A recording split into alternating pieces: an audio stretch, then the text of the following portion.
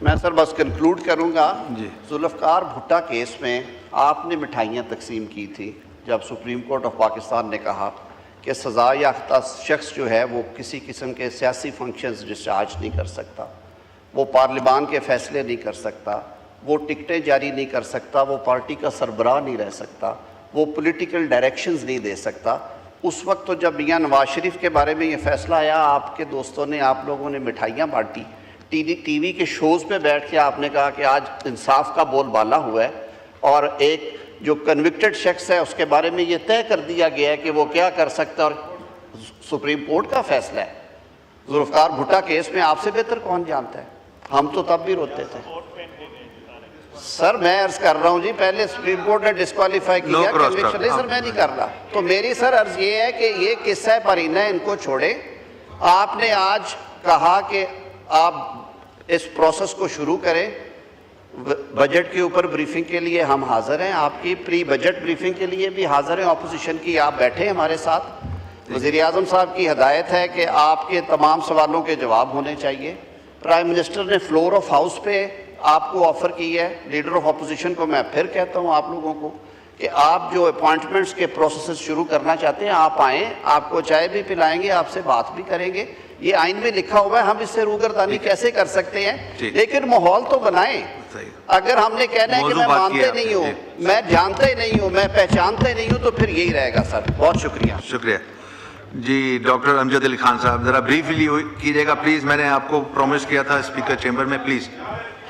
اس کے بعد آپ کو دے رہا ہوں آغا صاحب 2 منٹ.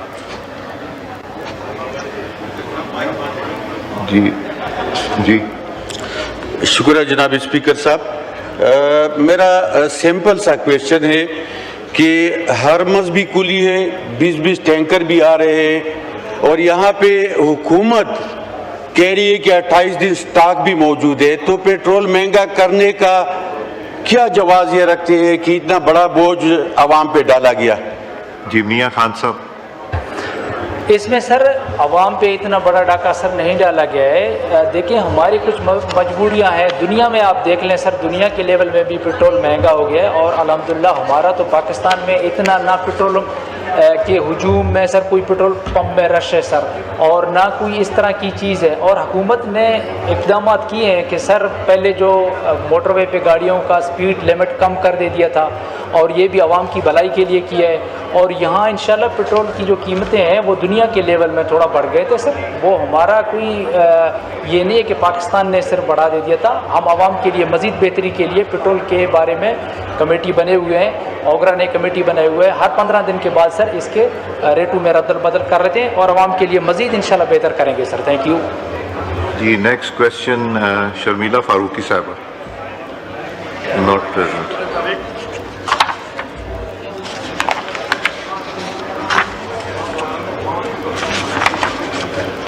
جی next question Syed Rafiullah صاحب. تھینک یو جناب اسپیکر. 135 question number.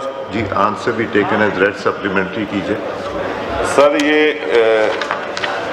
آنسر میں اگین منسٹری اس بات کو آن کر رہی ہے,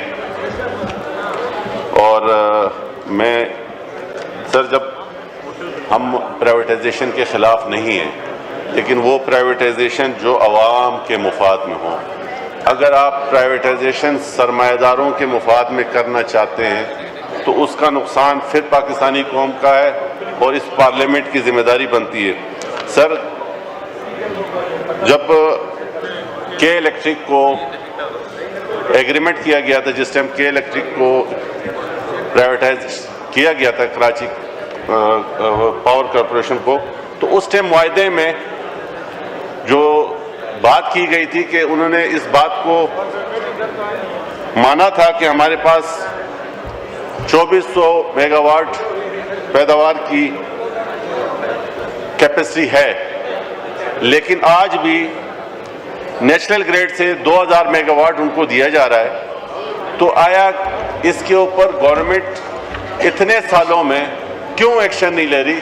ایسا کیا مکمکہ ہے کہ عوام کے اوپر ظلم ہو رہا ہے اور حکومت کوئی بھی حکومت ہو, جتنی حکومتیں آئی ہیں جی اس سرمایہ کے سہولتکار بنے نہ کہ عوام کے سہولتکار بنے. تو خدا را اس کا ایک تفصیلی جواب لیجئے گا سر.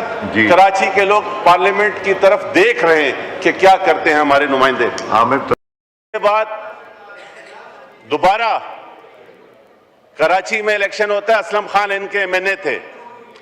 الیکشن کمیشن کہتا ہے کہ کراچی سے اسلام آباد ریزلٹ چینج ہوتے, جب جاتے ہوئے چینج ہوا ہے. تو یہ آپ کا ٹریک ریکارڈ ہے. نہیں تو قاسم سوری صاحب پورا ٹینور جو ہے وہ اسٹے پہ گزار کے گئے ہیں. آپ نے ہمیشہ بات کی کہ جناب ہم نے اپنے لیڈر کو رہا کرانا ہے, رہائی چھوڑے. ابھی آپ ملاقاتوں پہ منتیں کر رہے ہیں. تو آپ کے پاس پولیٹیکل آرگنائزیشن ہی ویک ہے, آپ کے پاس پولیٹیکل آرگنائزیشن ہی کمزور ہے. آپ الیکشن کیا جیتیں گے جب آپ اپنے لیڈر کی ملاقات کے لیے منتیں کر رہے ہیں؟ نکالے نا 2 لاکھ بندہ, تو میں دیکھتا ہوں کہ کیسے آپ کی ملاقاتیں نہیں ہوتی. یہ کہیں کہ عوام نے آپ کو ریجیکٹ کیا ہے. آپ یہاں پر بیٹھ کر صرف اڈیالہ جیل, عوام کی فکر آپ کو ہے نہیں. یہ نہیں کہہ رہے کہ ہم شیڈو بجٹ لے کے آئیں گے کہ حکومت کو بتائیں کہ بجٹ ہوتا کیسے ہے. آپ ایک طرف سے پوری چمچہ گیری کر رہے ہیں کہ دیں فنڈ ان کو. وہ بھائی ہم دے رہے ہیں, آپ اس کو چھوڑے, حکومت ہمیں کرنا نہ سکھائیں.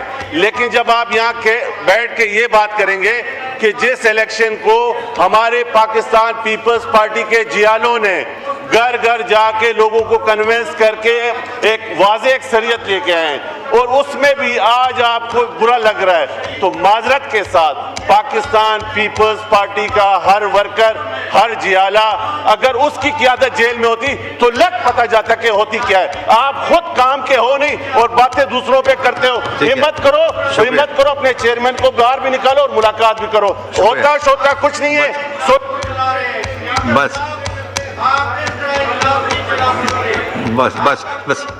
بس ہو گیا. جی مائک کھولے, آخری بات کریں. دیکھیں, پاکستان پیپلز پارٹی والی مثال یہ کہ نہ چھیڑ ملنگان میں پڑ جائیں گے ٹنگن. حکومت کے ساتھ لگے رہو, ہماری طرف مت آؤ. شکریہ. نور عالم صاحب, پوائنٹ آف آرڈر. شکریہ.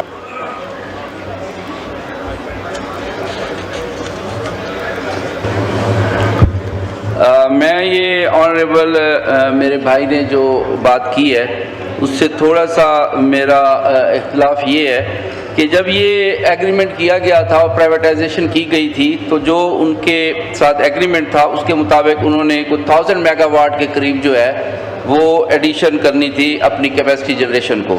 لیکن اس کے اگینسٹ تقریباً 1957 میگا واٹ, تقریباً 2000 میگا واٹ جو ہے انہوں نے اس میں جو ہے ایڈ اپ کیا. اب پرائیویٹائزیشن کی جو بات ہے جناب اسپیکر, تو اس میں آپ دیکھیں کہ انہوں نے جب یہ پرائیویٹائز ہوا تھا اپریل 2009 سے ٹل ٹوڈے $4.7 بلین کی جو ہے انویسٹمنٹ کی گئی ہے. اب یہ جو بات کی گئی ہے کہ واقعی یہ ہے کہ 2400 میگا واٹ جو ہے ان کی اپنی کیپیسٹی جنریشن ہے اور 2000 میگا واٹ جو ہے وہ نیشنل گرڈ سے ان کو دیا جاتا ہے. تو اس وقت جب یہ ایگریمنٹ